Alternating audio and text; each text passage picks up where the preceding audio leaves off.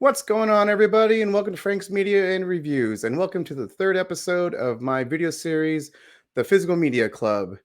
This is the video series where I get to know and interview content creators in different communities, such as the physical media world, the horror community, and film reviewers. And before I forget, because I know I'm going to forget, don't forget to like and subscribe. If you do, I really appreciate it. So today's guest, guys, I'm so excited. Today's guest originally started his channel back in 2016 with the Blu-ray review of Wall-E. He stopped and later resumed the channel back in 2019. Now he's almost at 25,000 subscribers. He has one of the best weekly physical media videos on YouTube called the Physical Media Report, and has one of the most unique personas named the Hillbilly Hunter. Some might say it's a little bit of a split personality disorder. Ladies and gentlemen, Ken from Midlevel Media. Absolutely. Thank you so much, man. Thank you for that great introduction. Yeah, no worries. So thank you, Ken, for coming on to my show and just Absolutely. talking and having a blast. So how I like to start off is just some icebreaker questions, and then I'll get into your YouTube You journey. mentioned the Wall-E DVD unboxing. You go way back on the channel. My goodness. I know you're going to pull that one out. Yeah, you don't even know. Yeah. I had to take a long break after that. It took a lot out of me. It's all good, man. It's all good. So my first icebreaker question to you, Ken, is what's been your favorite movie experience with each of your children? With my children, see, I was going to combine. I could probably combine it together and say Spider-Verse, Enter the Spider-Verse, because I just remember, and that was just the whole family. Like I remember having a great time seeing that movie in the theaters, and everybody loved it. But I'll go back to when they were both really young, and I'll say Toy Story with my son. That was the first movie that I ever showed him, and he loved that movie till he was about 3 years old. So I probably watched it. I grew up with that movie, and I watched it probably 100 times when I was a kid. But then I went like a long period of time without seeing it. And so I got back into watching it with him. And we watched the entire trilogy together just over and over again when he was younger. That and Cars. But Okay. Cars isn't as good. So Yeah. if you want to say a good movie that I enjoyed watching over and over again, the first Cars is okay. I like the first Cars. And then my daughter, I'll say Coraline. She loved the movie Coraline, and we watched that movie over and over again together when she was like 1-2 years old. And it was at that moment, because my son's always been a scaredy cat. He's getting a little better now. He's watched a couple of horror movies in the past year or so, but my daughter's always been into the spooky stuff. So I'm like, okay, you're going to be my horror fan. But I'm putting all my horror chips into that basket. Hopefully, I want one of my kids to watch all these schlocky horror films behind me one day with me. Hell yeah. As I mentioned in one of my previous videos, actually, the past couple interviews, I just mentioned how my girls are kind of slowly getting into the horror genre. One of them loves reading the books, the horror books, which, Goosebumps. She got Goosebumps. She got what is it called? Eerie Elementary. I've heard of And that. Is yeah, that new? it must be new because I've never seen it. I got a box in the closet over there that I uncovered when I cleaned my closet out a couple months ago, and I have all my Goosebumps in there still. I've got the original 64 from when I was a kid, Wow.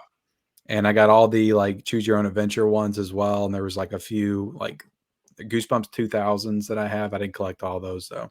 Oh, I didn't know that. But in that box, I had a bunch of Goosebump knockoffs as well.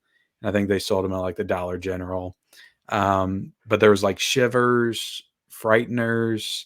Star Wars had a run of Goosebump books back in Wait, the day. what?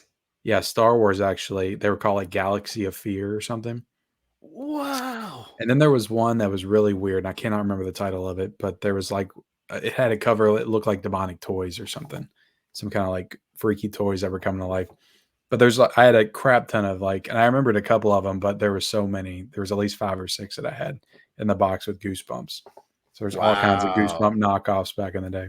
Oh my goodness. Yeah, and I was telling my wife that once she picked the books and the girls started to get into a little bit of the horror. Well, kind of, at least my because I have twin girls and a 3-year-old, and so the middle child, Ellie, she's the one who's kind of reading, and but now my oldest, well, again, it's a twin, so Addie, she is really likes Darth Vader, and she's starting to get into like pretty hardcore now, like Harry Potter.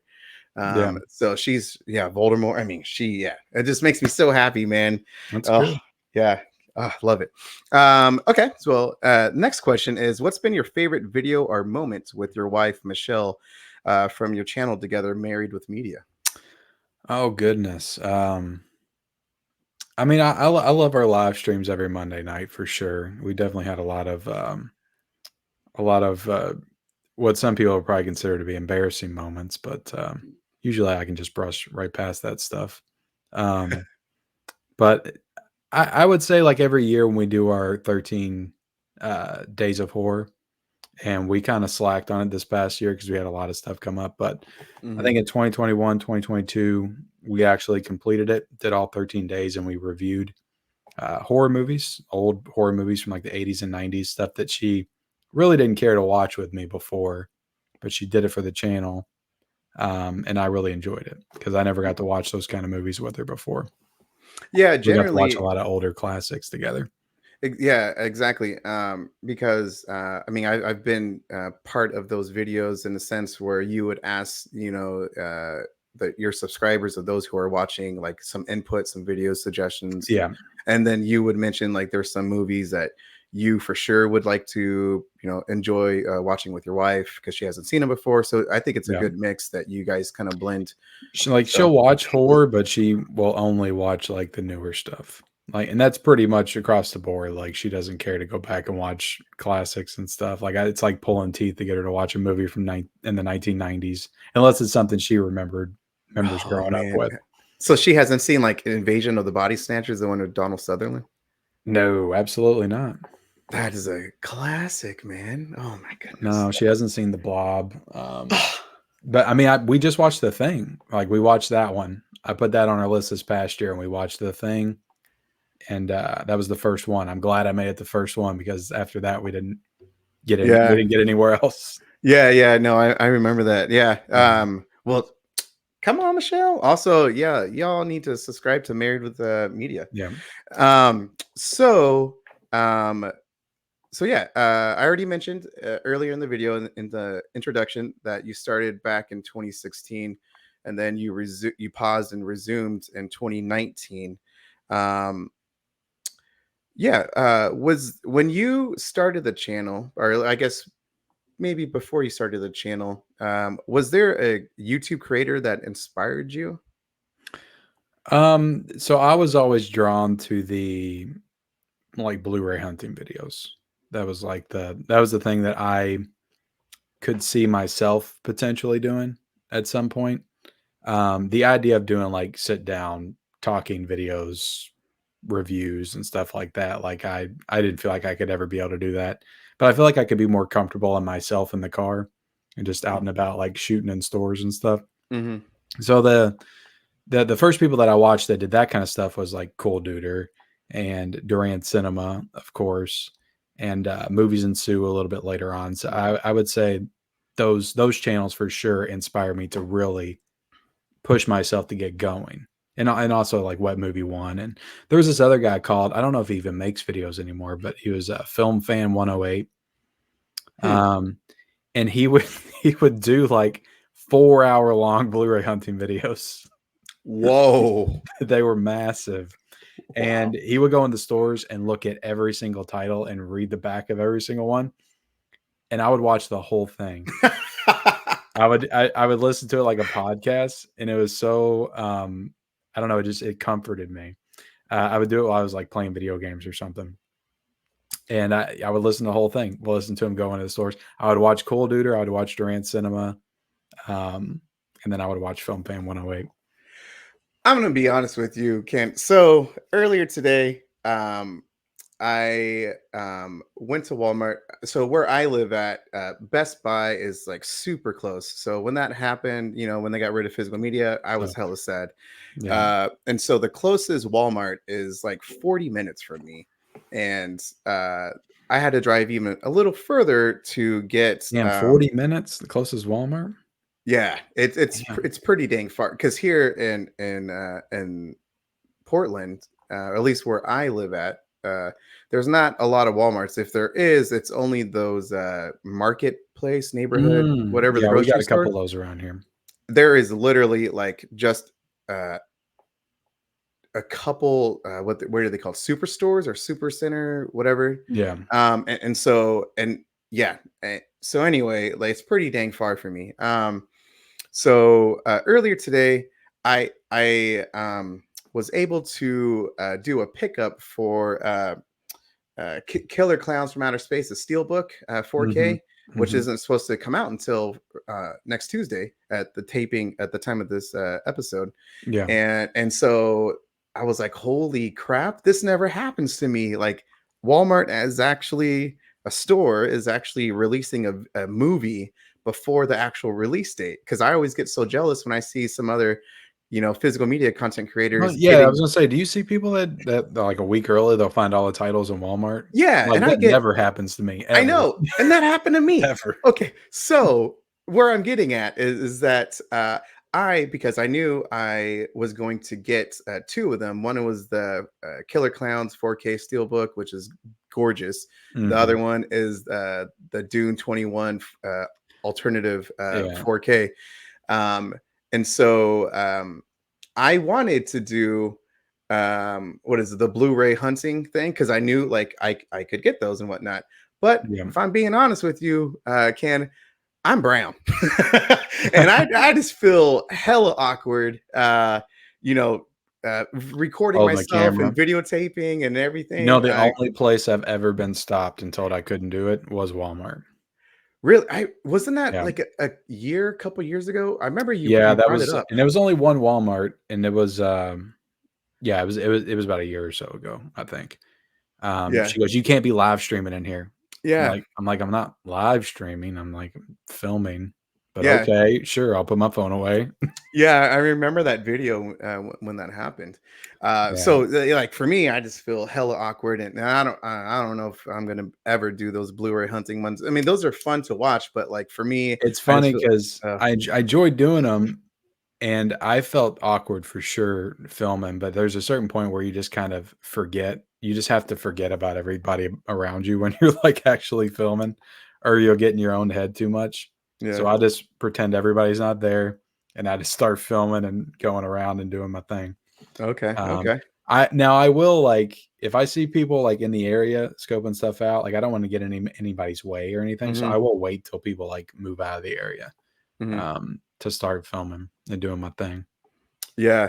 Yeah. Because they had a couple more 4Ks that were gonna be released on Tuesday, and so I was Now, I've so had people surprised, man. stop me at Best Buy before, stop me at FYE, but only to, um, I guess, like, they were kind of, like, inquiring on what I was doing, but I told them I had a channel and everything like that, and they're like, "Oh, cool," and then they, like, subscribed to my channel and everything. So, like, they were Okay. inquiring, but they weren't telling me I couldn't do it, and then we Yeah. kinda built up a rapport, like, me and the guy at Best Buy, and he kinda just knew what I was doing when I came in there. Okay.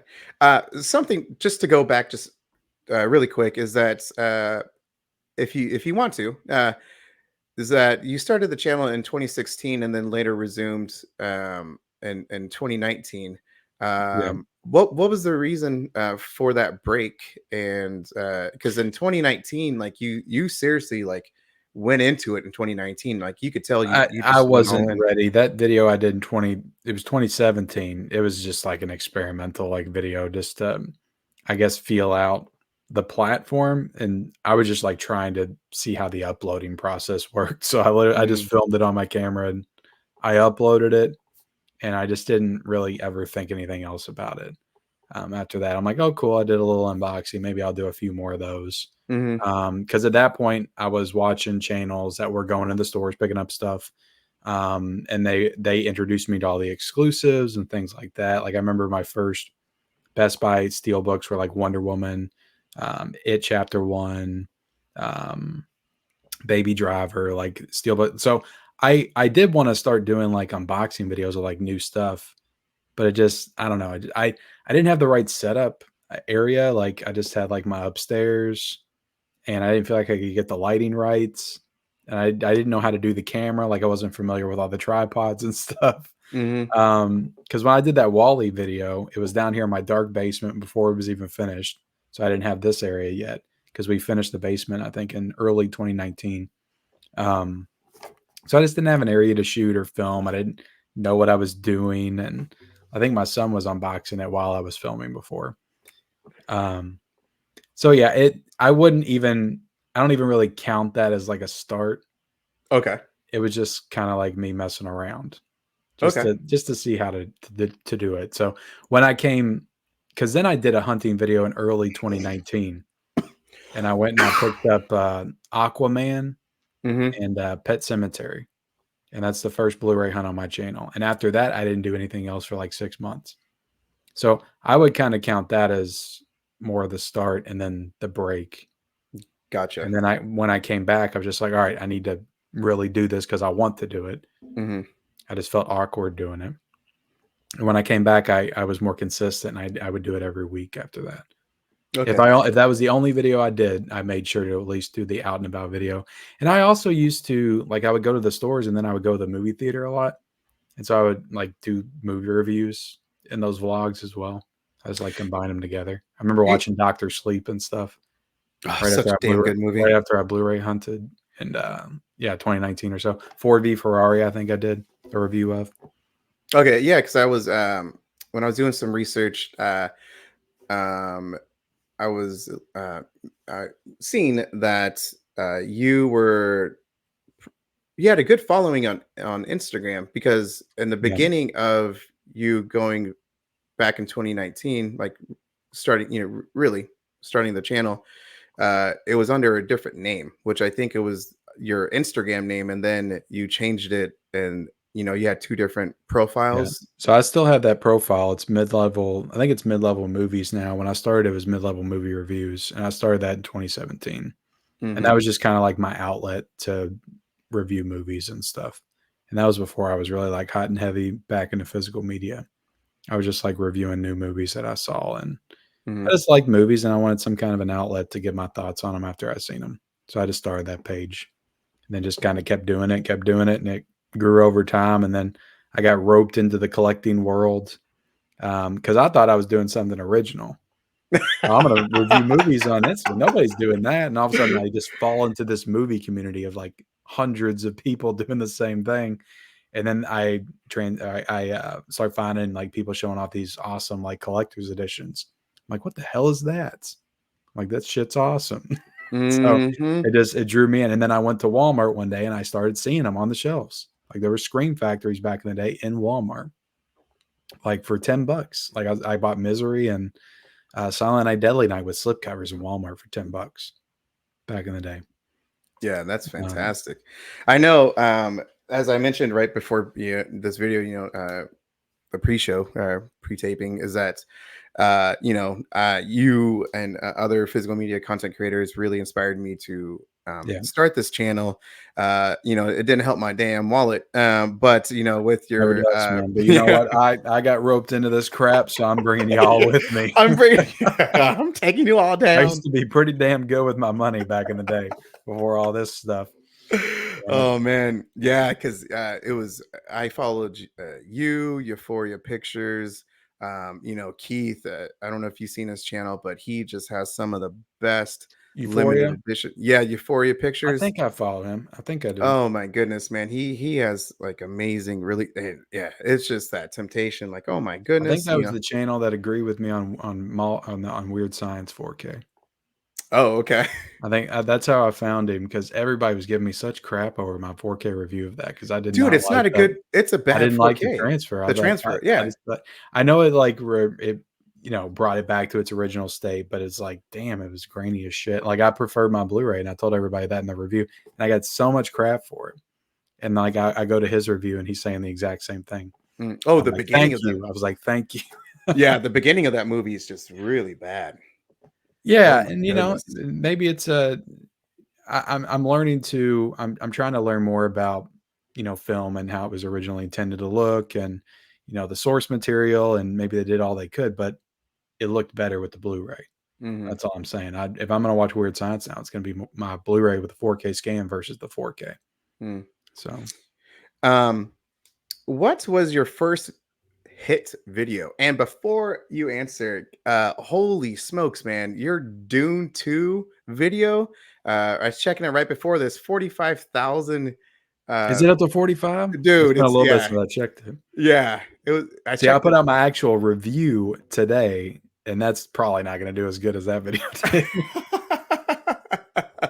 But Yeah, I mean yeah, that's so congrats on that Dune 2 video. But yeah, what was your first hit video? that one. What? No, come on, man. Dude, I don't get videos that like per, go into the freaking stratosphere. Like Oh, my videos they do good for my channel size. Like I'll never complain about the views that I get. I'm very fortunate, but like I don't feel like because I'll look at some channels that have like literally 500 to 1,000 subscribers, and they'll all have videos that have like 30 to 40,000 views. And it's like mm, I've never had that before. Never until that Dune video. That's the first one. I've had, I think, two or three that's popped over 20. mm. But if you just want to talk about, because a hit video, that's all relative to And that's what I was gonna what your norm is versus what you expect. And and that's why I was gonna reframe it then. Basically, let's say that back in 2019 or maybe 2020, like you're building your channel, and then you notice like, hey, you got a big hit. Like, do you remember that big hit to kind of keep you so motivated? there was a couple I remember. There was one that had nothing to do with physical media at all. It was in the very beginning, and it was um, the Green Knights. I think it was Oh, the yeah. who's the Hmm. guy that directed that movie? I don't know, but that's a beautiful 4K. David Lowery, I think, but he also did a movie called Ghost Story, which I love that movie from A24. And so this story came out about him doing the Green Knights, adapting the I don't even know what the source material is. I can't think of it off the top of my head. But anyway, there's a bunch of promotional materials coming out about the Green Knight. Hmm. So I just did a reaction to the news, Okay. and I did it like really quick, like after they announced it, and that video got like 2,000 views. Hmm. And at the time, I had 105 subscribers or something like that. So that was something big that I remember. And then beyond that, it had to have been one of my Blu-ray hunting videos. Had to have been that got over 1,000, because those would pop off pretty early. I did the physical media report for a good year before it got over like 200 or 300 views consistently. Oh, wow. It took Okay. a long time for that thing to catch on, to the point where I almost quit doing it, because it took me way longer back then Mm-hmm. than it does now. I was working on that thing for like 8 to 10 hours a day, like during the pandemic. I mean, my kids were at home and things were just, I don't know, a lot calmer around the house, it felt like back then, Mm-hmm. because nobody could go anywhere and kids were in school at home, and I was just working on that all day. My wife was at home. She wasn't working at the time because her work had shut down. So it took a long time for that to grow into anything. I don't think it started doing anything numbers wise, getting into like 1,000 views or anything until 2021, early 2021. But the Blu-ray hunts had to, maybe like a Criterion haul I did, I think would get like up to like 1,000 views or something. Mm-hmm. But Okay. One of the things I honestly just thought about it was because I just started this channel almost 4 months ago at the time of this taping, and I'm grinding like everyone else kind of does in the beginning of their channel. Um, I honestly again did some research prior to this video, and I was watching some of your older videos, and one of the ones that I really wanted to watch was the one where you got your 1,000 subscribers. And yeah, for me, I kind of like watching that because that kind of just inspires me. I feel like when creators who hit that mark are pretty like genuine, because just like anyone else, they can't believe that that many people at that time are like That's watching big. their videos Yeah. and stuff. So can you, if you remember, can you tell me a little bit like what was that feeling like when you're like, holy shit, like I I hit that mark? I was, dude, I was ready to go full time after that hit that mark. I was like, I'm gonna monetize and we're gonna do this. I'm staying at home to be a content creator. Yeah. No, man, it feels good. Because you work. It takes some people it doesn't take that long, and other people it does, and it's all YouTube just feels so random sometimes, and you Yeah, feel because like you just kind of luck into stuff, or but I think that at the end of the day, hard work in YouTube does pay off. And if you are consistent with it and you do keep pushing, you're more likely to find that success for sure. So I mean, by that point, I mean, that was 2020. So I pretty much at the beginning of 2020, I think I hit it at the end of 2020, December. And I mean, I started in 2019, but it was couple videos a week, one video a week, something like that. But at the beginning of 2020, I just was like, I need to start putting out at least 3 or 4 videos a week, 4 or 5 videos or something. I just need to do the Blu-ray hunts, unboxing videos, whatever, reviews.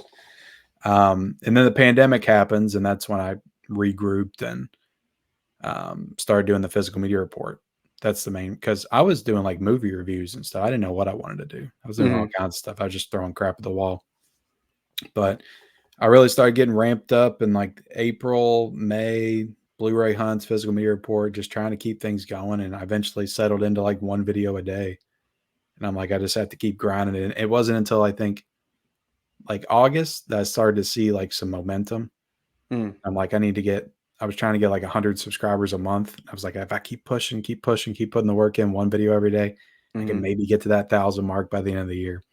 So it's just having those goals and just being willing to put in the work and give up the time to do it.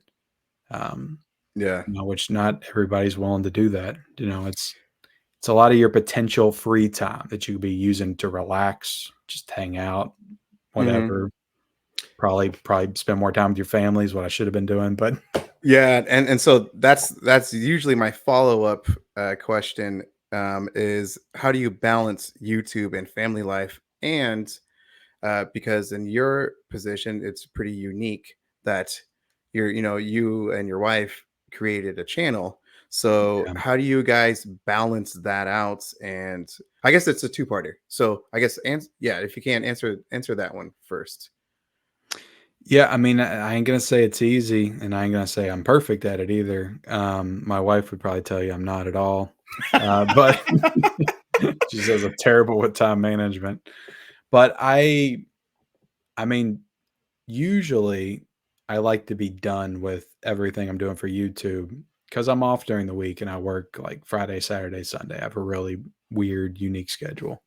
I work like 13, 14-hour days on the weekend, but I've got these 4 days like blocked off in the middle of the week. So during the day, like I can work on stuff when my kids are at school, and then I try to be done by the time they get home. So I'm not doing stuff from 4 to, when they go to bed. Usually I'm not doing too much with YouTube and things like that. Then after everybody goes to sleep, that's when I'm watching movies. That's when I'm sometimes shooting videos, doing live streams, whatever. But I like to at least have that block of time from when they get home from school to the end of the day when people are winding down and going to bed Yeah, before I go back to it. And yeah, you gotta give up sleep. I mean, that's sometimes the reality of it. There's and nights where I'll get like 5 hours sleep because I'm up too late trying to finish a movie to be able to talk about and everything. yeah, and that's what I was going to mention, is that the people that I've pretty am very fortunate to have connected with since starting the channel is that they just tell me that it's obviously like a second job, or you're just hustling, man. And so Yeah. it's just a lot of work to try to And you I know. try to keep things as simple for myself as possible. Like Hmm. I'm not I'm all my stuff's it's not greatly edited. Like I'm not really elaborate with anything that I do. I mean, I edit stuff, obviously. Um, but I don't have like fancy nothing I do is fancy, I guess what I'm trying to say. And I edit everything Mid-level. exactly. That's why I named the channel that, okay? Everybody wants to come in here and I had some comment the other day. Well, you obviously don't know anything about film because you didn't know this actor was in this in 1964. I'm like, look at the channel that you just clicked on to watch. It's all on the channel, okay? Just look at it. Yeah. Um, I'm discovering movies. That's what the channel is all about through physical media. But anyway, yeah, I edit everything on my phone, so I'm always editing on the go. I'm editing at work, like on lunch breaks and stuff. Like it's whenever I got a free moment. Like Hmm. I'm you got to shoot the stuff.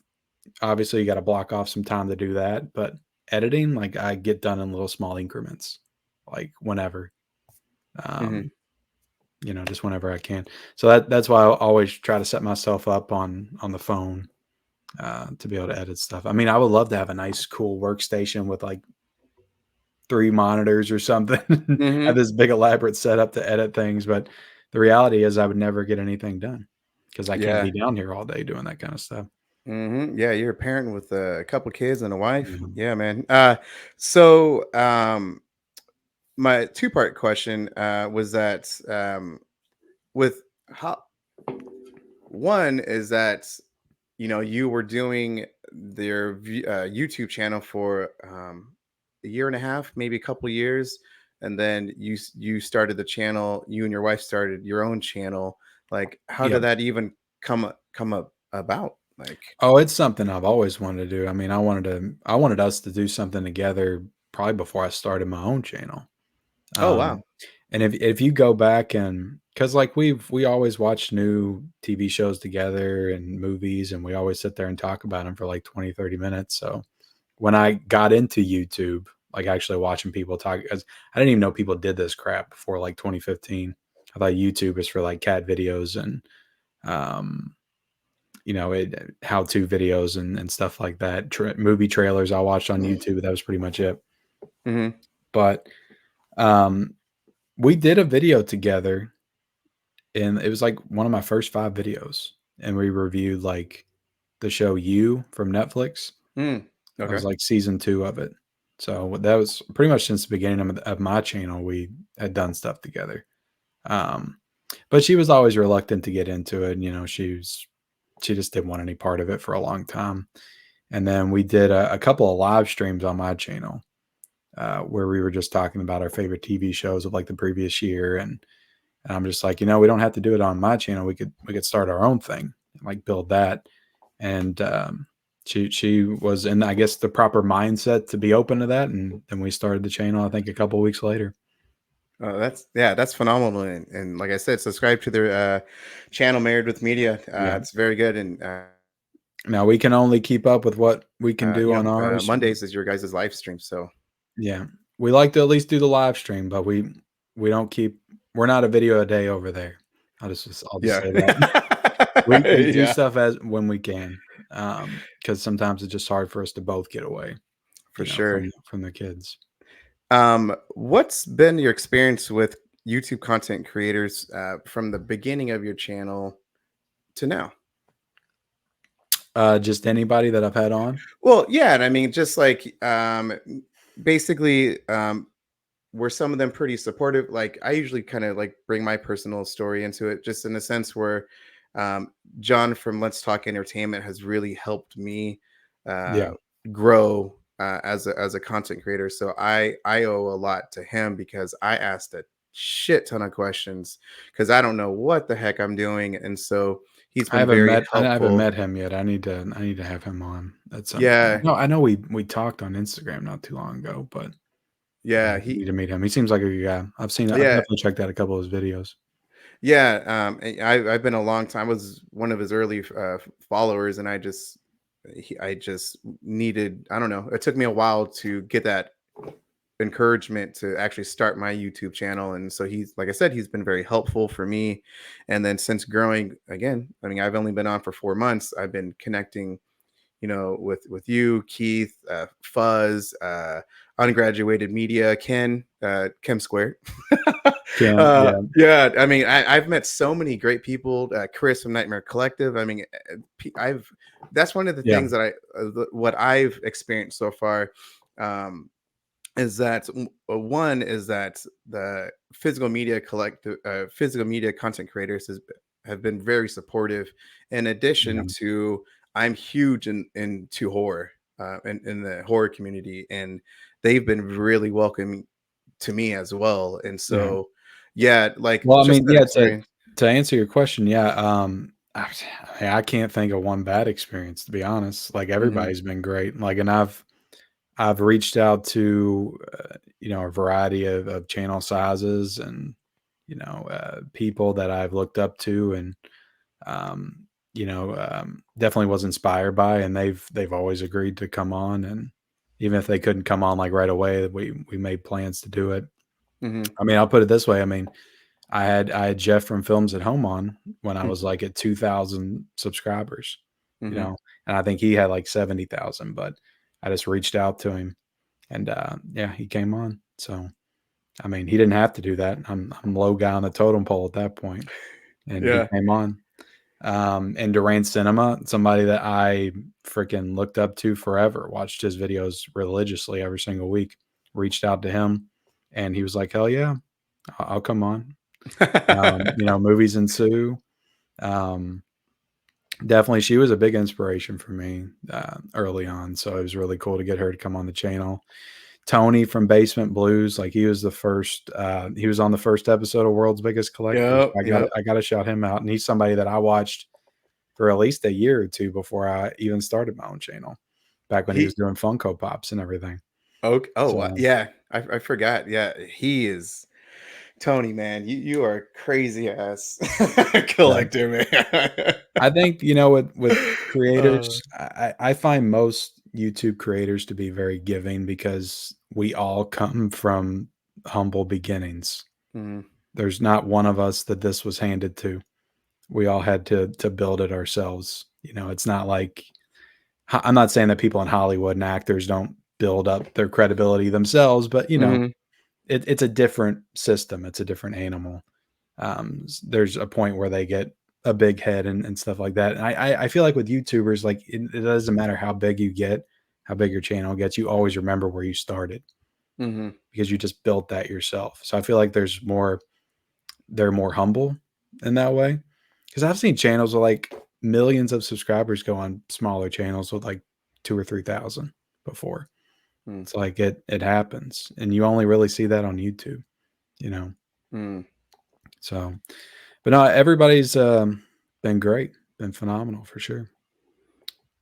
Cool, man. I've literally had, I want to say 70 or 80 people, other channels on my channel since I've started, and I haven't had one bad experience. Yeah, and what was it? Just not too long ago, it was like a week or two ago. You got the director from Michael. Oh What's yeah, his I name? need to Mike. reach out to him. Yeah. I haven't done it yet.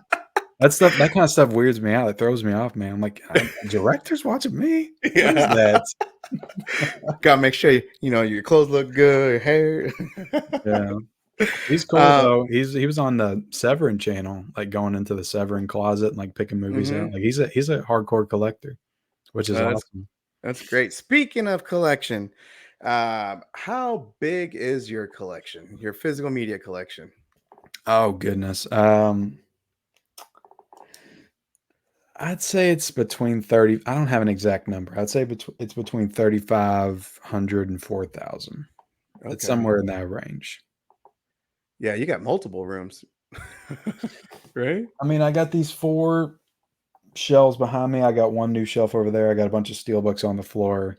I've got stuff over there on the floor, stuff on the desk, and I've got a closet full of DVDs. And I Hmm. got a little tote in there that's full of Dollar Tree Blu-rays if you want to count those. Um, so yeah, I'd say I'm 30. I'd say I'm probably close to 4,000. Yeah, But nice, man. Um, do you remember or why and when did you start collecting movies? so I mean, I can trace collecting movies back to when I was like 9 or 10 and buying horror movies on VHS tapes. Mm-hmm. But I mean, I always say back then we didn't really call ourselves collectors. We were just buying movies that we liked, and that was really Mm-hmm. the only way we could watch them, VHS tape or DVD. We didn't have streaming services and stuff. But by the time I was, I want to say 21 or 22, I probably had like a collection of 500 to 600 DVDs, Oh and wow. crap tons of TV shows. Like that was the thing back in the day. I don't know if you were collecting in like the early 2000s, but like Just typical DVD movies, not TV shows. TV series, the fact that they were coming out with like seasons of those Mm-hmm. and you could watch them in chronological order rather than just pick out whatever episode came on TV at the time Mm-hmm. was like mind blowing to me. It's like all these sitcoms I grew up with, all of a sudden I could buy and own them. And nobody really cares about that now because they've all got homes on streaming services. But Mm-hmm. back then, like that was really, really something special. So I collected hundreds of TV seasons, and I sold them all off like in my mid 20s just to get some money because I needed Yeah. the money. And I was like, well, that was when Netflix was starting and Hulu and all that stuff. And I was like, well, anything I want to watch, I can probably watch on here from now on. The reason why I, ask that is because my follow up question is, did your parents have any influence of you becoming a collector? Because I know for me, my dad was. No, I mean, we bought movies, and every family had a VHS shelf. When you walked in their house, that's just the way it was. So my family was the same. Nobody actively. My sister, I would say, had the most influence on me, if you want to say that. Oh, okay. Um, she, I believe, I would say she was a collector. She was subscribed to like Columbia House and stuff like that. She collected a lot of CDs, VHS tapes, and I think she collected some vinyls as well. Um, but no, I would never consider my parents collectors. My dad had a vinyl collection, but um, I don't think that he ever thought of it as collecting. Mm. What are your thoughts of physical media collecting and the importance of it in 2024? I think it's the most important that it's ever been. Um, just because of stuff that's being created now and the risk we're running with it being lost forever because it's just being regulated to a streaming service and not being offered any kind of physical release. Mm-hmm. So we're in an age now where people are creating, and there's a risk that the movie's not going to live beyond 5 years, or in some cases, maybe 3 years. And preserving that on a physical disc is really the only way to retain it into the future. So I know, look, I mean, you go back in film history, there's hundreds and hundreds of movies in the tens and the 20s and the 30s that are just lost forever and we'll never Mm-hmm. find them. But it's like there's no excuse for that to happen now. There's absolutely no excuse for that to happen. We have all the technology to keep these shows and movies alive. These artists are creating these things and they should be preserved forever at this, or I mean, how long, I mean, beyond 5 years at least. Um, so I think it's super important now. And I think that these streaming services, they have an obligation at this point to look out for the creator and the artist and preserve this stuff in some way beyond digital. Um, so, I mean, you got Disney stepping up a little bit, preserving some of their Marvel and Star Wars shows. Netflix used to put out a lot more than they do now. Mm-hmm. I remember back in the day, they would have Daredevil on the store shelves at Target and Haunting of Hill House, and you would see a lot of Netflix originals. The Stranger Things series were in Target, and then they didn't do 3 and 4. So I don't Mm-hmm. know. I just think it's a very. I don't know why, honestly, why more creators and filmmakers aren't like calling this stuff out, like why they don't care that their movies and stuff could be lost forever. Maybe they're just happy to have jobs and have a movie on Netflix, I guess. Yeah, I mean, Um, it only seems like the big movie I directors, mean, Nolan, Del Nolan. Toro, I mean, you got guys like that that are calling this stuff out, but that's pretty much it. Like, Mm-hmm. and Fincher, he's doing Netflix movies now, and it doesn't seem like he cares too much. You know, he's getting ready to have the 4K release of 7 come out, but Yeah, so at some point. taking forever. And he says he's working on Panic Room, but I thought that was supposed to come out 3 years ago. Yeah. So and I mean, he's a guy that we would need on our side to Hmm. preserve this stuff. But I mean, how I see physical media now, it's definitely a collector's market. You know, I mean, that's nothing new. Everybody's been saying that, but it's not as mainstream as it used to be. I think the big problem at the end of the day, and the problem we're going to run into in the future, is not the end of physical media, but it's the not the death, but the lack of enthusiasm for film itself. I think is what we're looking at going into the next 20, 30 years. Prime example is the movie theater Yeah, attendance. which Yeah. is going to impact physical media. But I guess what I'm saying is I'm less worried about the death of physical media than I am just movies in general, you know, Mm. because of how disposable everything's being treated now. Yeah. And It. because nobody rewatches stuff either. Mm. It's just different now. Like kids don't care to rewatch things. And these are the people these are the building blocks, you know, the future film fans. Mhm. And they're watching stuff once and they're just throwing it to the side, move on to something else because there's so much out there to get into. But Yeah, and attention span is a lot shorter. I mean, TikTok, even like what was it called? Snap or uh yeah, I mean just other various social media um Snapchat, apps. Snapchat, yeah, yeah, just super quick videos and everything. It was yeah. My so my kids yeah, don't care about this stuff. Like no. we saw a movie in theaters, and then I'll buy it on 4K, and I'll ask my son, "Do you want to watch this?" "Oh, I just bought it on 4K. Yeah, I already seen it, Dad. We saw it in the theaters 3 months ago. What do I need to watch it again for? Like when I was a kid, I'd be chomping at the bit to watch that VHS tape because I loved watching it in theaters. And I'm like, I can't wait to watch it at home. You know, Dude, I and I then I was wear that tape out. I watch it like 50 times. Jurassic you Park on VHS when I first got it. Oh my God. yeah, Every night, every single night. you just reminded me. I was such a dang nerd. Matrix in 1999. When that came out on VHS, Yeah. I had the TV with the VHS tape player in it.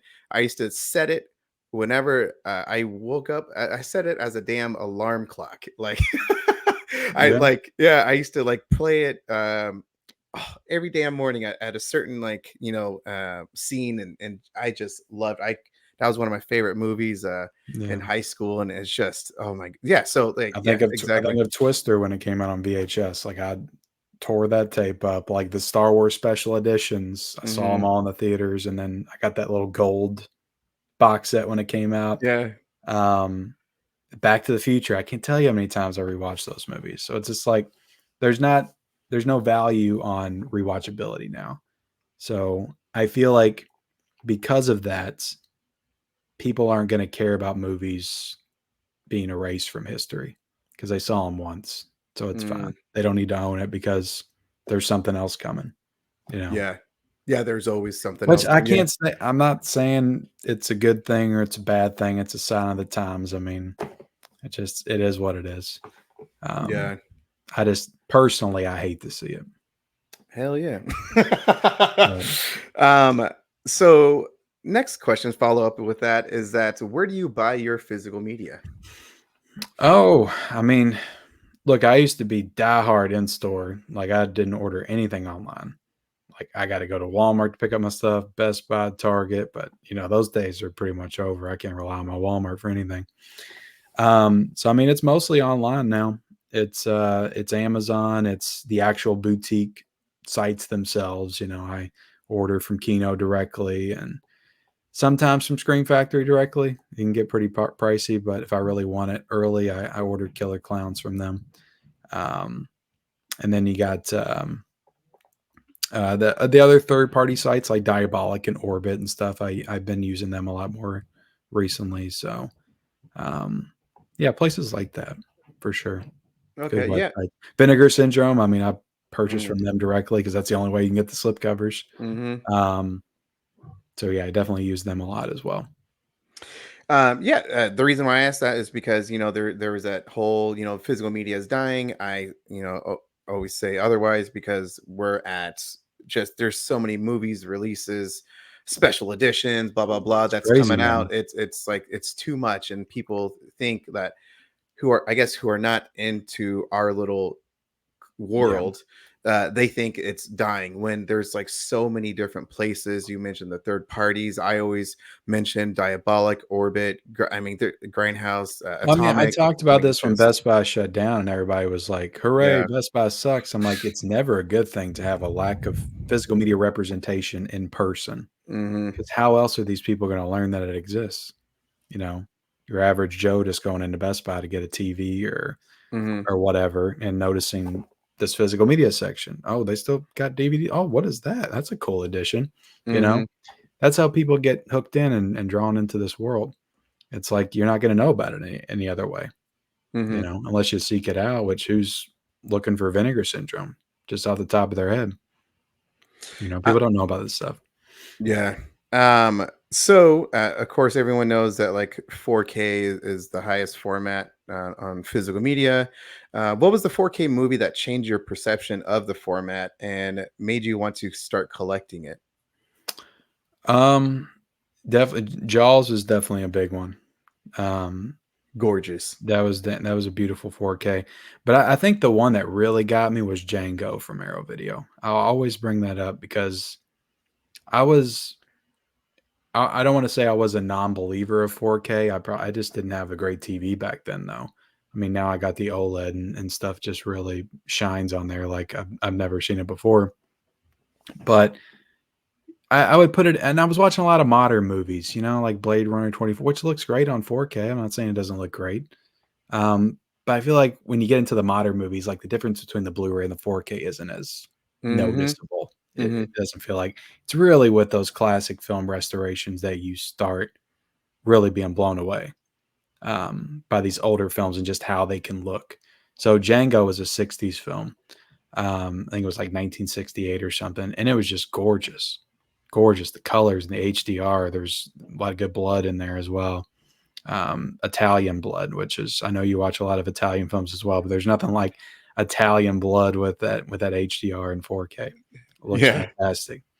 Um, but Hell it's just yeah, it such a does. beautiful movie, and there's, like, this close-up on Franco Nero's face and, like, the desert in the background. You could just see every freaking little stubble on his face from his beard.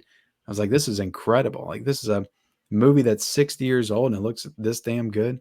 So that Yeah. was the one that really got me, and after that, I really got into Arrow Video a little bit more, and I got Tremors on 4K. I think they were just ramping up with 4K around this time. Hmm. But Tremors was amazing on 4K. Oh my god, that was one of the best too. So, I really got Speak. into it with the classic restorations for sure. Yeah. Speaking of Arrow, it being a boutique label, what's your favorite boutique label, and what are your five favorite movies from that label? Or maybe not five. You can give out just a couple if you want. I mean, Arrow is still, I would say, my favorite at this point.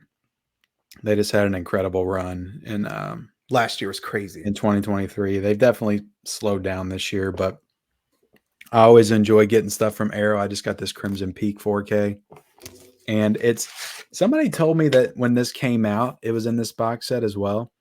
But this is like a VSU style packaged Yeah, release. I But saw your little Instagram little short video somebody on told that. me this is how they initially released it, and I just have the Blu-ray case of Crimson Peak, so I never bought it when it had the limited edition. Hmm. So I couldn't confirm that, but I think that's interesting because I mean I think this came out before Vinegar Syndrome started the VSU line, so I was wondering if Vinegar Syndrome stole this packaging from Oh. them when he said that. Um, but yeah, Arrow Video just I feel I just trust them.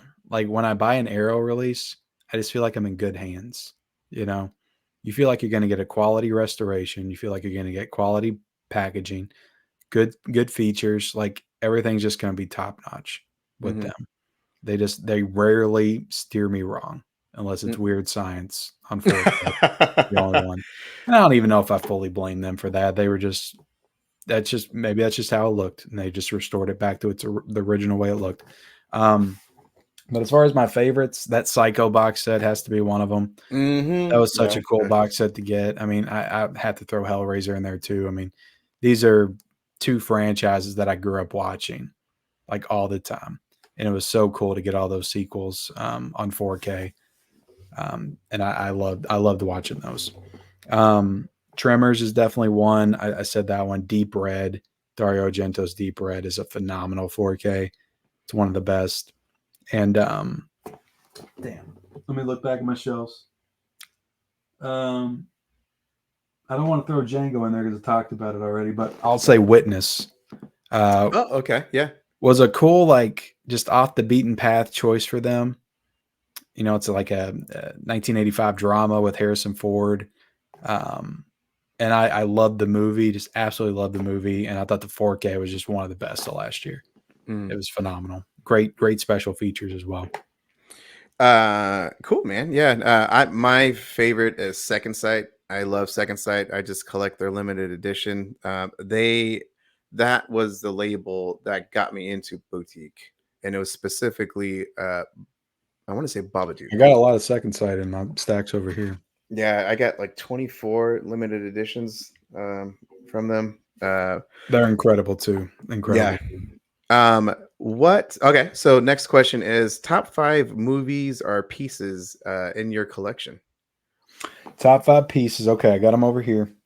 I tried to not do any horror with this one because the next 2 questions were horror. So I love my Columbia Classic sets. Like, I remember getting this when it came out. This is the first one, and this thing's going for like big money now. Buku bucks, man. So Yeah. I don't know if you got this when it came out, but I did. No.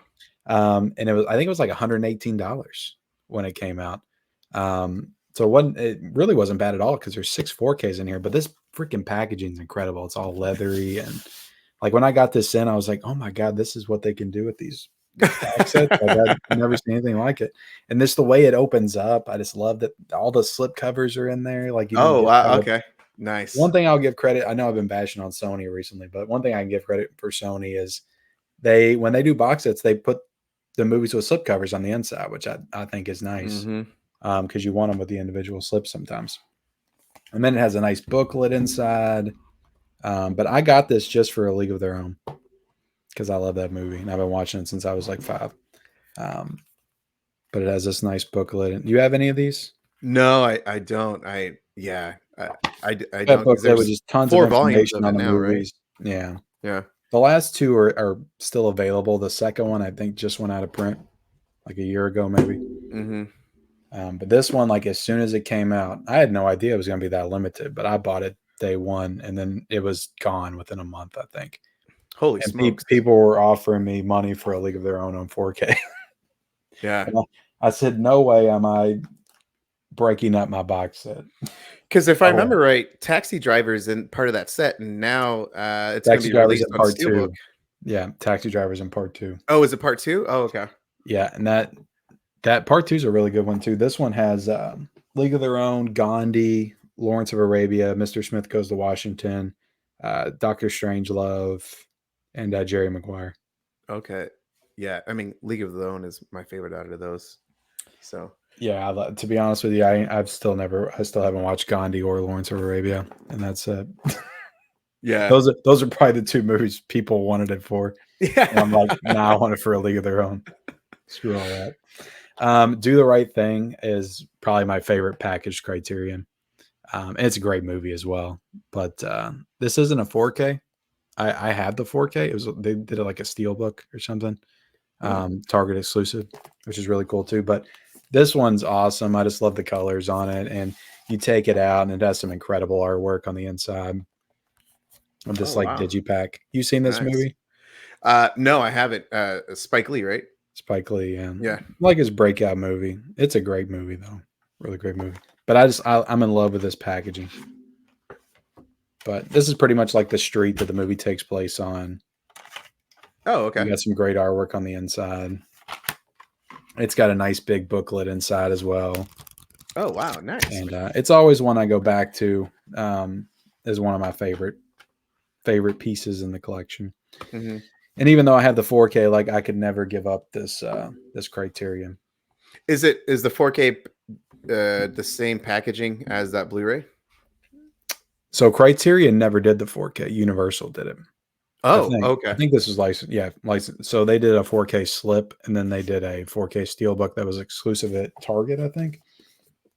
And I bought it because it's a great steelbook. It has like graffiti art on it and stuff. Mm. It's a really cool steelbook. Uh, but yeah, I don't know. I don't guess they'll do it since Universal did, but maybe they'll do one at some point to kind of release it. But I think that one's still in print. The Drive box set from Second Sight. This one blew me away. I think this was the first Second Sight I pre-ordered. What That's was a it? Was damn this? good one. No, the guest was. The guest was. This was 2022, I think. Um, but it's so good. I think this is the best packaging that they've done. I would say that in Dawn of the Dead. Dawn of the Dead. Yeah, you're right. Dawn of the Yeah. Dead. Yeah. But it just, am I going to read these books? I hope to someday. Have I yet? No, I have not. That's a good. But damn it, I like to have them. Yeah. It's a beautiful piece. It's a whole damn book. It's a novel. Yeah, I mean, you actually do have the novel in here, right? Yeah. Yeah. Yeah. You have the novel, and then there's Yep. another book in here that I imagine this one's just like information on the film. Yeah. This It's looks all like behind the scenes. storyboards and stuff. Yep. But yeah, it's just, do I need all this stuff? No, but damn it looks good on the shelf. And I like it. I like to have it. I like to think I'm going to read this stuff. Yeah, I actually double dipped. I got the standard edition because I wanted the movie. You I want just the didn't have. case? Yeah, I wanted the movie. I just didn't have the funds to get the limited edition, and so once I was able to have the funds, Yeah, this bad boy was expensive. it was hella expensive. Oh my Probably the god. most expensive because this was back before I discovered Diabolic and everybody. So I Mm. ordered this one directly from Second Sight. Oh, And okay. I think it was like $100 and some dollars. Yeah, I yeah. really think it was. I feel like Shipping. it would have been cheaper on Diabolic. I feel like I probably could have got it for like 75 on there, but I don't remember what it was. But that's a great box set. Dirty Dancing Steelbook. I know everybody wants to throw out the American Psycho one and Reservoir Dogs, but I think this is maybe the best steelbook that Lionsgate's ever done. And What? Really?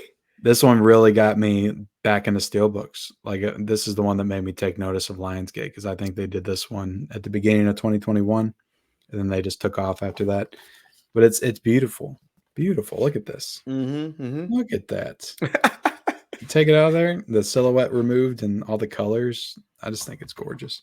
I have the time of the life right Silhouette there. of the lift on the back. Yeah. It's an amazing steelbook. Amazing. And then I got another steelbook collection I'll show off. I got very lucky with this. A very generous subscriber sent this to me, but this is the Rambo steelbook set. Yeah, I got that as well. I missed out on this because I'm a schmuck, and I went to eBay for that one. I saw this thing for weeks in Best Buy. It even went down to $80. What? And I was like, you know what? I got these movies on Blu-ray. I'm fine. Yeah. I'm like, I just let it pass me by, and I regretted it. And somebody sent it to me. Nice enough to send it to me. Now it has a little dent in the side, but it's okay.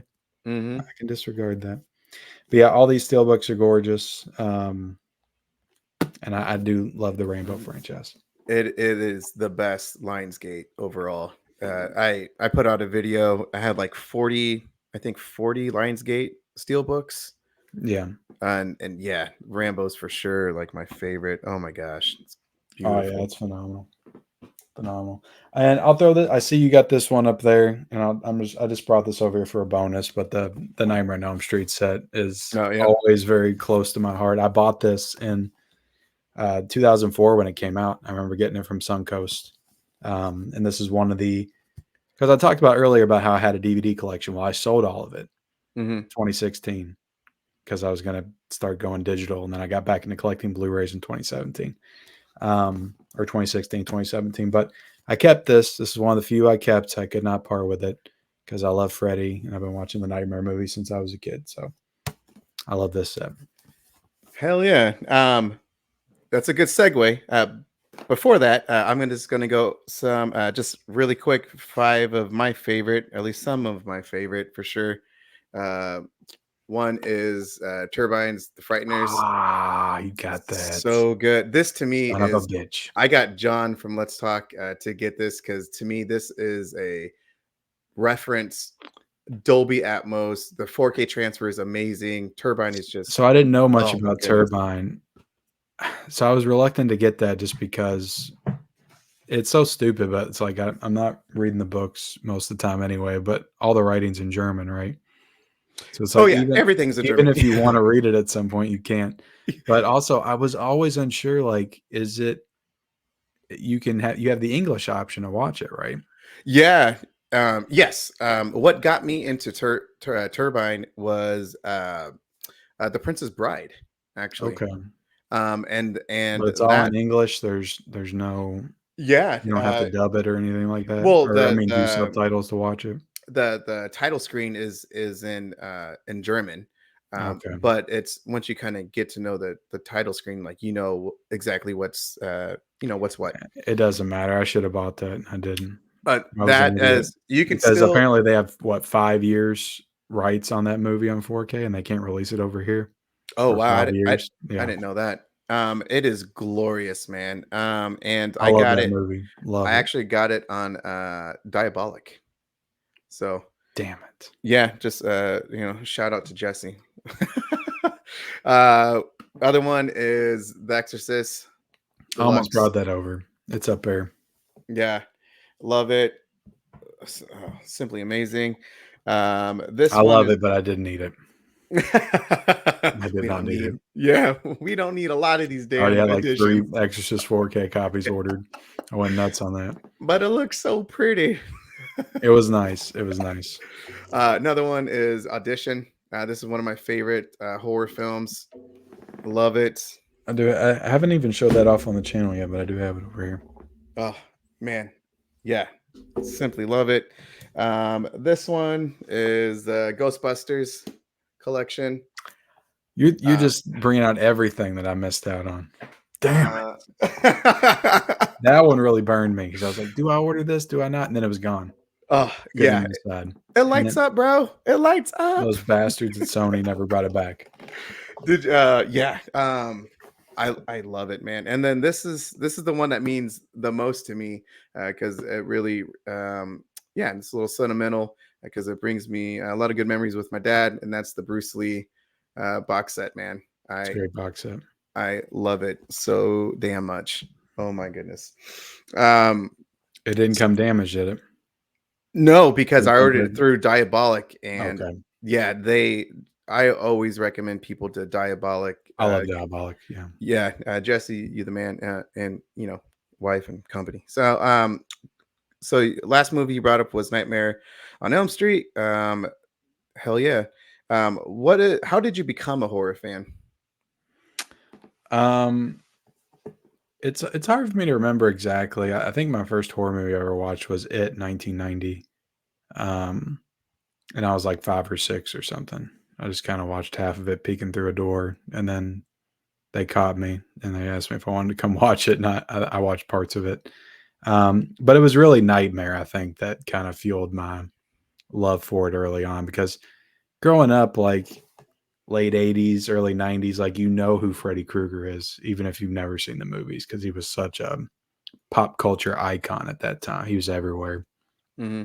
Even in, like, cartoons, they would, like, reference Freddy Krueger. Um, so I watched those movies, I'd say probably when I was, like, 8 or 9, I think, and I just got hooked, and it was really just the story, because those movies are really good about the storytelling and carrying a through line through all of them, the sequels and everything, so I was just always caught up in the storytelling, and, um, yeah, I just, gravitated towards Freddy early on, and then that kinda transitioned to Friday the 13th, and I'd say those are my 2 horror franchises I got into the most in the beginning.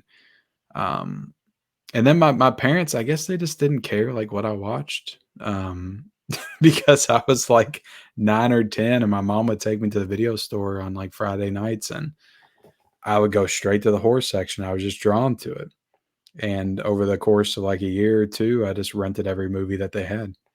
And I remember watching, like, the Silent Night, Deadly Night franchise, the Howling movies, Mm. Sleepaway Camp, Slumber Party. No, not Slumber Party Massacre. Prom Night 2.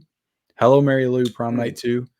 I've never seen the first Prom Night, but I've seen the second one probably 10 or 15 times. Oh wow. They Okay. they must not have had it. I don't know. I have all these weird gaps, and I think it's just because the video store didn't have it on the shelves. Oh, that's But hilarious. if I'm tracing it back, like I don't know where it all starts or what came first, but it's like I read all the Goosebump books when I was a kid, and that definitely those are like gateway horror books, and watching Goosebumps on TV, Erie, Indiana. Like I was just always drawn to like spooky, scary stuff. I just liked it. And that's what I was going to mention is that growing up, for me, I was born in '83, and so growing up in the '80s, early '90s, it was really accessible for the horror, for fans of horror or trying to get into the horror. Because for me, I mean, I always say like the first movie that scared the crap out of me, and it's just one of my favorite movies of all time, is the original Nightmare on Elm Street. But when I was a kid, I simply watched Beetlejuice, uh, uh, Ti Yeah, Return of I the don't know Killer why I didn't think of that, but Tomatoes. Tim Burton, like, Tim Burton has to be some kind of, like, entry point Oh because no, no, well, that the movie, but then also the cartoon show. oh, okay, there you go. Yeah, I watched the Yeah, cartoon too. yeah, and then I remember, like I said, Ghostbusters, Return of the Killer Tomatoes. Like it was just, Absolutely. yeah, they just really got for the kids to, like, oh, you like this cartoon? Here's the movies, and again, like it seemed like parents didn't really like It's like care as much. all kids' movies were a little dark back then, they So would damn always dark. insert little horror elements in there, and it's like you didn't think nothing of it. That's just what we even like big, Pee Wee Herman, you'd see some horror in there. Yeah. It was just everywhere. People liked, people like to be scared. People like to scare kids. It was a thing.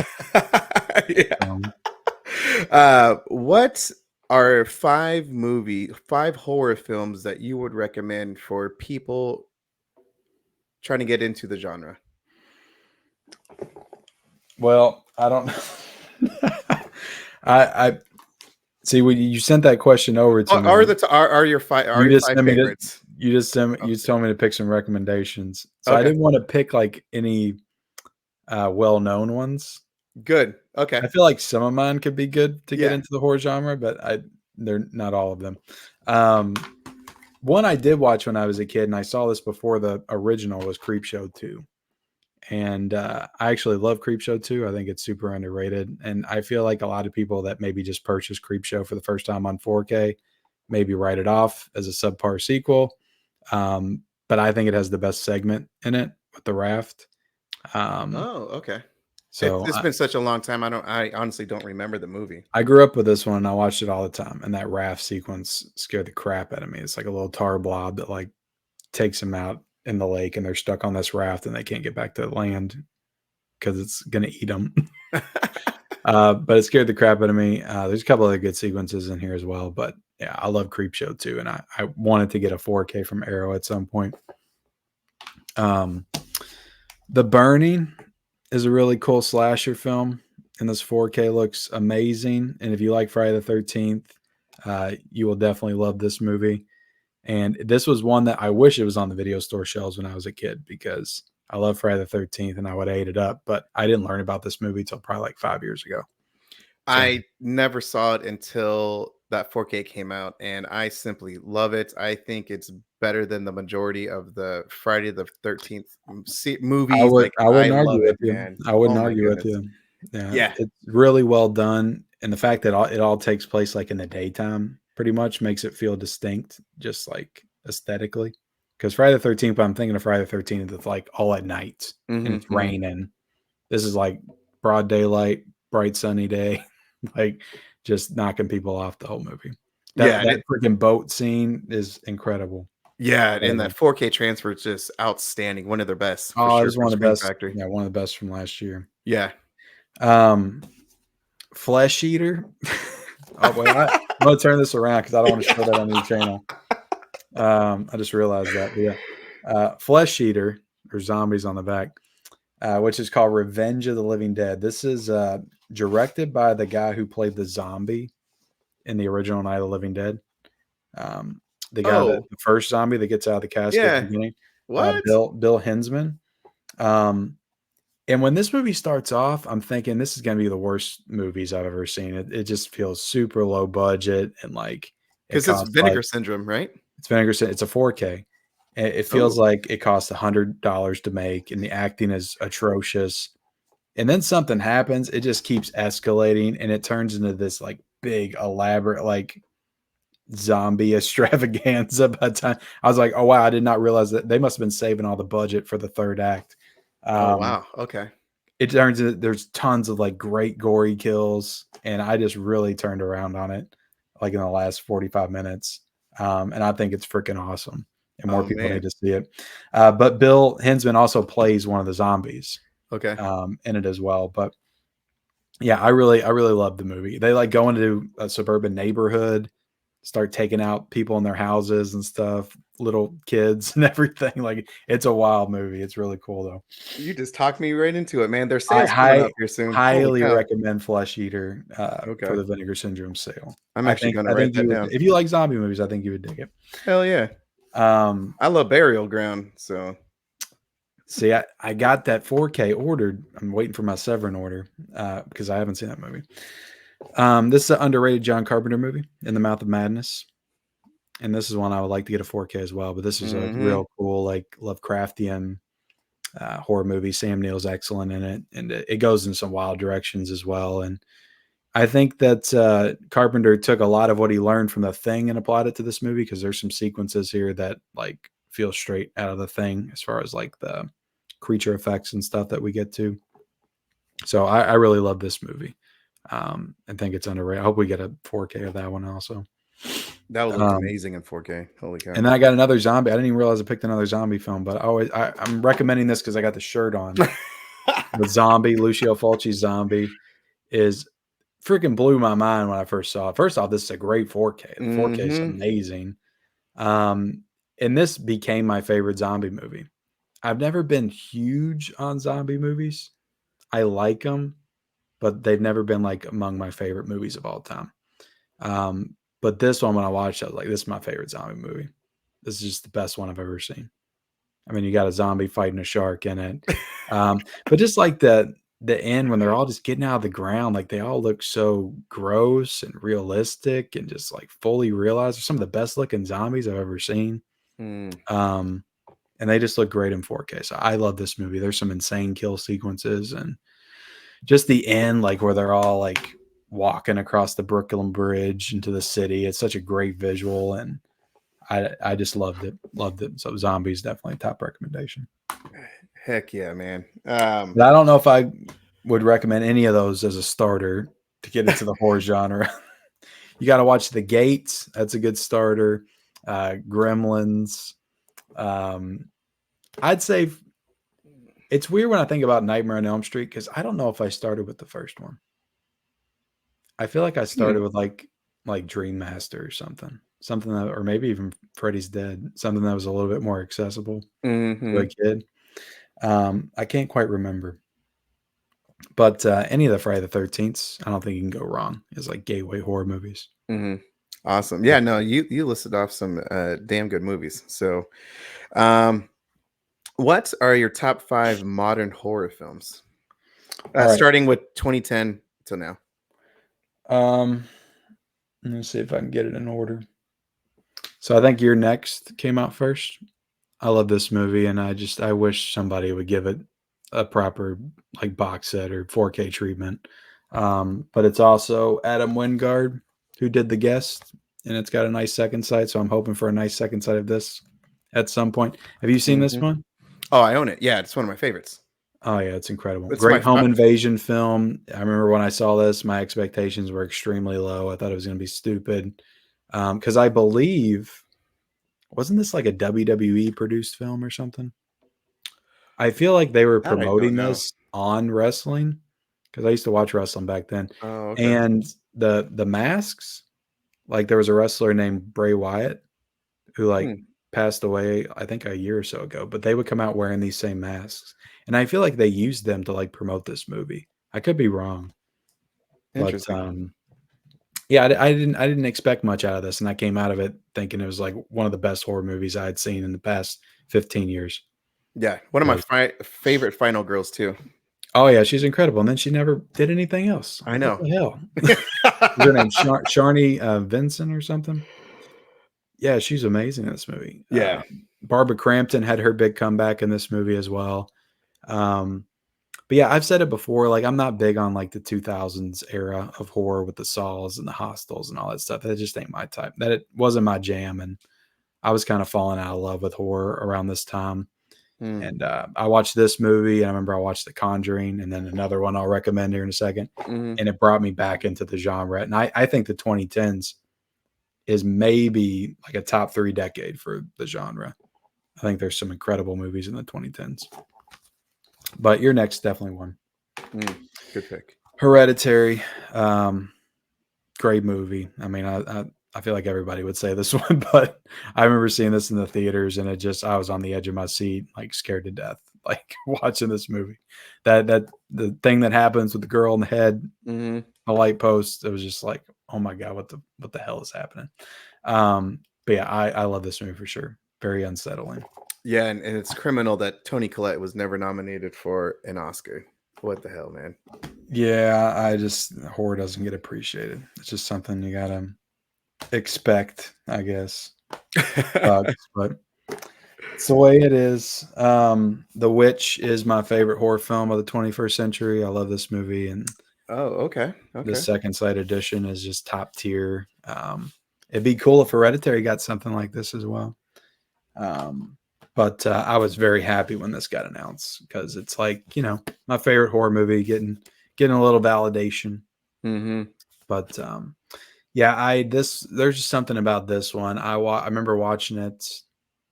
Did I rent? I don't know if I rented it or watched it on Netflix. I can't quite remember, but I was just alone and turned out all the lights, and I was sitting on my couch, and I just got completely immersed in it.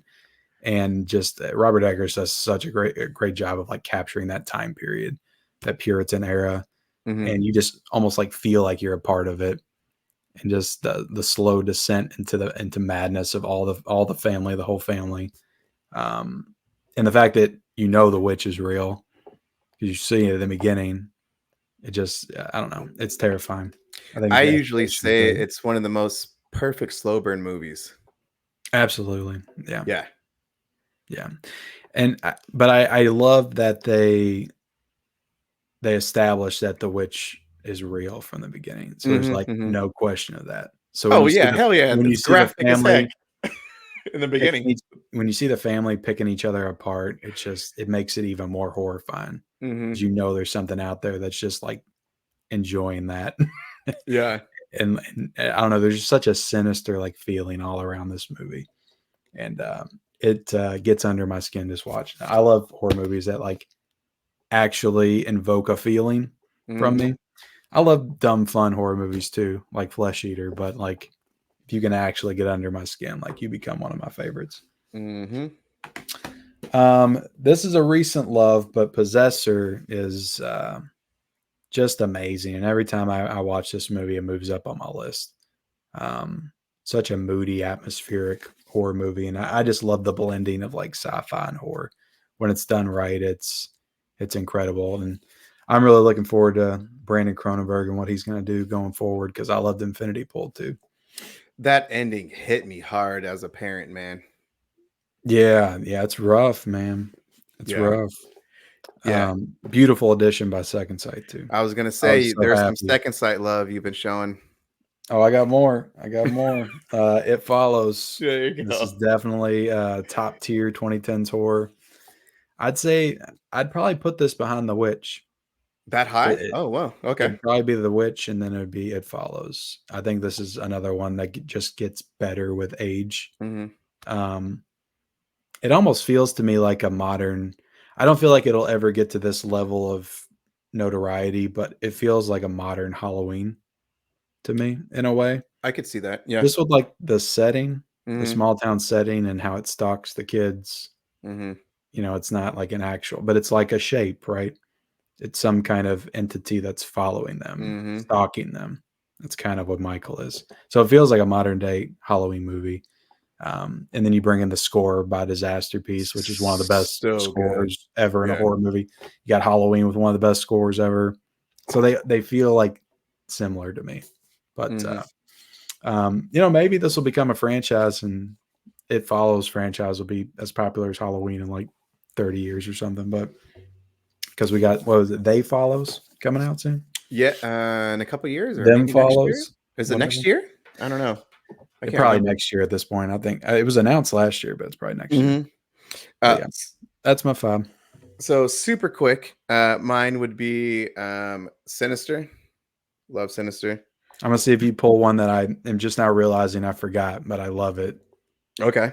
I love it. Next would be The Autopsy of Jane Doe. Oh, it's a good one. Yeah, that's an underrated one too. hmm Next would be The Neon Demon. This is the 4K. Bam. Oh, who put that out? I just got the It's Blu-ray. German. It's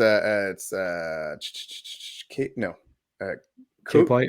Kush Media or I think Kosh I've heard of Media. them. I think I've heard of them. Yeah, it's That's a gorgeous. gnarly ass 4K. movie, man. I love I it, think I man. watched that on Netflix. The ending was just like, oh man, So, it's some I of the couldn't best eat for like a cinematography, day. man. Like, oh. Now me, man, Movie I messed, just movie messed me up, yeah, man. It really did. I cooked up a steak. That needs a special edition though too. I could see Second Sight doing that one. I hope so. I would I need to triple. rewatch it because it's been since I watched it when it came out, like 2016. Yeah, so damn good. Next would be The Dark and the Wicked. I still need to watch that. One of the best, man. I I've guarantee heard you nothing but great this things. would be your top five. Yeah, I I've guarantee it, I've man. heard nothing but great things, and it's over there in the stack, or it's over there in my RLJE collection. Yeah, so damn good. And the last one is Raw. You like that dirty, nasty stuff, don't you? Dude, I you know me, There's a Ken. there's a theme there, man. Yeah. Yeah, Cannibals, people it eating is each other. it is my favorite Mm, international horror film ever. I just it's simply love wild. it. It was wild. Yeah. What did that director follow that up with? Didn't she do? She just recently make a movie. I'm blanking. I apologize. Oh, it was Titan. Oh, Titane. Yeah. Oh, that's Yeah, a messed up movie. I had to watch that. I remember the video you did with your yeah. wife. My wife reviewed it. Yeah. I don't think she watched Raw with me. She might have. I don't remember what I watched. I think I watched Raw on Netflix too. Um one last horror question and then yeah, we're almost done. Is what is your thoughts of the current state of the horror genre? Um, I mean, I feel like I pay attention to horror for sure, but I'm not as deep into it as other people may be. But I feel like it's pretty strong. I feel like the 2020 started off very slow for me personally. Mhm. I think there was some that really hit for some people, but um, they didn't really hit for me. Like there were some ones that came out like the early 2020s that people were going nuts for, and I was just like, yeah, it's all right. Um, I think A24 is kind of fallen off a little bit, if I'm being completely honest. I haven't really enjoyed a lot of their horror recently, like I did in the 2010s. Like Talk to Me, I thought was okay. Um, I'm trying to think. I feel like there's multiple examples, but I feel like this year's been pretty strong. Like I really enjoyed Immaculate and Late Night with the Devil. I thought was really great. Um, but a lot of the franchise stuff isn't really hitting for me either. And I think we're kind of in a constant state of reboots and It's Strangers. Yeah, the going back to the Strangers. well. And That's yeah, I don't know, man. The Halloween sequels didn't do it for me. garbage. The Scream franchise is okay. It's okay. I just don't, it's, I feel like it gets more hype than it deserves. Um, Evil Dead Rise, I didn't even really enjoy that much. I thought it was okay, you know, and Okay. everybody was going nuts for that one. So it felt like last year, a lot of the stuff that everybody was loving, I Mhm. just was lukewarm on. And like Infinity Pool was like my favorite horror movie Mhm. that came out last year. I feel like there was another one too that was really good, but I can't think of it. Yeah, I just like the weird stuff. I think Mhm. you do too, judging by your picks. Yeah. But I I like the weird stuff. Yeah. Like Possessor just is one I'm really into. Mhm. Um, Yeah. Starting to get into Severin, and I went from ordering 3 movies, The Church, The Psychic, and The Sect, and now yeah, I'm getting like uh 8 8 movies total now, like all within a month, because I just love that weird grindhouse type yeah. of The weird Italian movies. horror too. Uh, Italians are I just wild. put out a video earlier today about I giallo saw that. films Yeah. and Italian horror, and I love I dove Italian into horror. that Oh my in gosh. 2017. I think Suspiria was the first one that I jumped in on, and I did not know how to take it. I was like, "What the hell is this?" It was Hmm. just like a shock to me. I didn't know what Yeah. to think about it. Took me days to process that movie. But then I had to rewatch it to really, like, fall in love with it, but Tenebrae I loved from the beginning. I don't know what it was about that movie. I was just like, "Oh my god, this is so freaking good." I The just love the kills and style, oh the man, kills. yeah, I mean, it's yeah. more like a slasher movie, Yep, yep. I guess, but the music, like, it just entrances you, like, in all of Dario's films. Phenomenon's freaking incredible too. Yeah, The yeah. Goblin scores.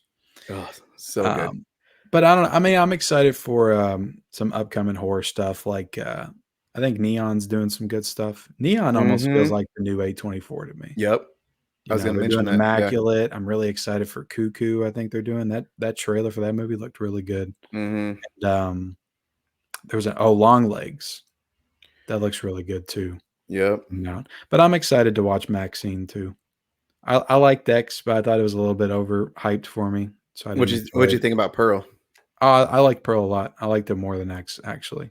Yeah. But I need to rewatch X because I feel like Pearl would make X better for me, Mhm. um, just because I would understand more of the motivations of the older couple. Yeah, Uh, if you don't have it, there's the 4K of X and Pearl overseas. I got them, of course. Yeah, yeah, so dang those good. are Pearl. nice. I Yeah, feel like they'll do them over here at some point. Don't maybe you like feel a like they'll box do set. them? Oh, they I feel got like to. A24 would do it because Yeah. this is gonna be the first, like, A24 trilogy, right? Yep. Yeah, I they don't even have know to if do they've it. done sequels. Has A24 done sequels before?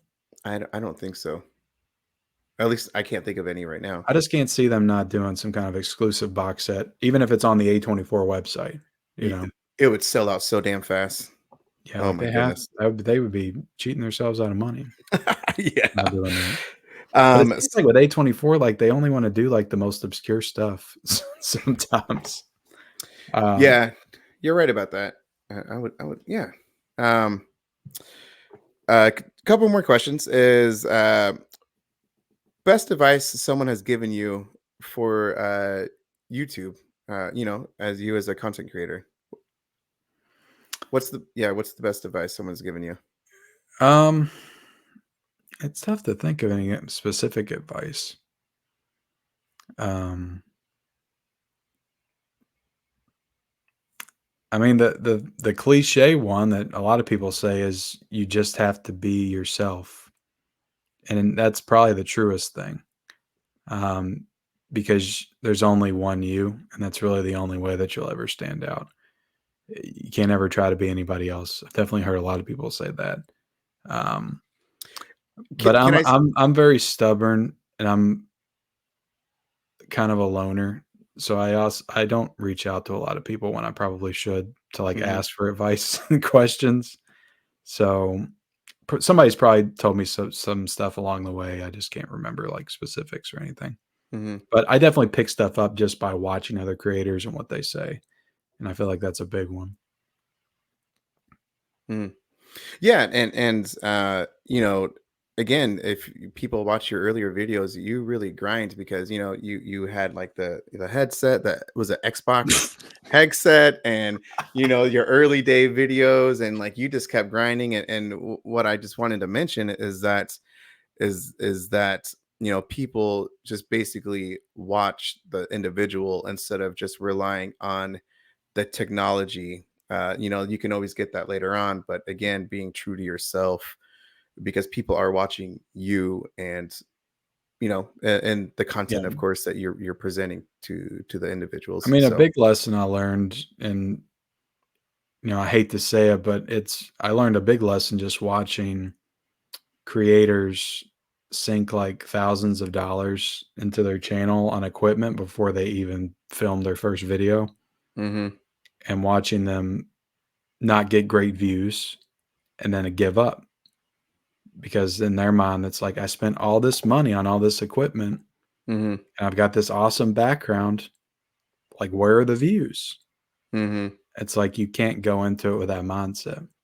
Yeah. It's okay to advance and to build once you've built the foundation, but I always tell people to just start filming yourself. It's like you got to get comfortable with yourself in front of a camera before you can really bring in the people, because it's the personality that sells the channel. It's not the equipment. It's not what you're talking about. You know, that's going to help you build up your niche in whatever area that you're in. But Mhm. it's you. You're the only one that can bring people in. Mhm. All the other stuff helps, but it's you. It's your personality. Yeah, for sure. You know what? That actually just segue to the advice for your advice for new YouTube content creators. You basically just touched upon it. So, yeah, well Yeah, said. yeah, for sure. Just you just gotta to start and keep your expectations low and do not go broke, thinking that you're gonna be the next YouTube sensation overnight, because Hmm. it's a long, hard grind and you can fix all those things as you go, but you gotta start somewhere. You gotta start small, or you're Yeah. gonna get very frustrated very quick. No kidding, man. So thanks, Ken, so much. Again, thank you so much. I truly appreciate you coming on to my channel. Follow, I put all his social media accounts down in the description. Don't forget to like and subscribe to me. And then, of course, I have the tier membership as well. So go ahead and check that out on the description. And thank you to John from Let's Talk Entertainment for being, on my tier member on the collectors tier. So again, Awesome. thank you, Ken, so much. I appreciate it. Thank you Uh, for having me, man. yeah, man, and have a great day.